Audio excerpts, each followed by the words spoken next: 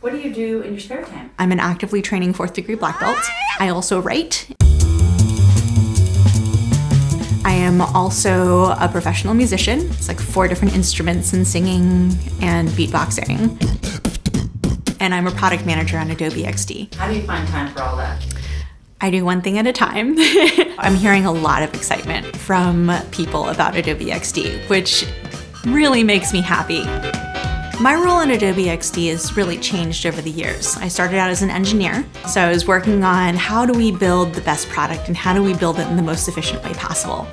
When we launched, it became how do we reach out to our customers? How do we talk to them on a regular basis? When I moved into product management, it became, well, how do we listen to them and really make an impact for them by changing the product and creating new features? And so I talk with people on Twitter, sometimes on Facebook. I also meet with people in person. As a product manager, my role is to be the customer's advocate.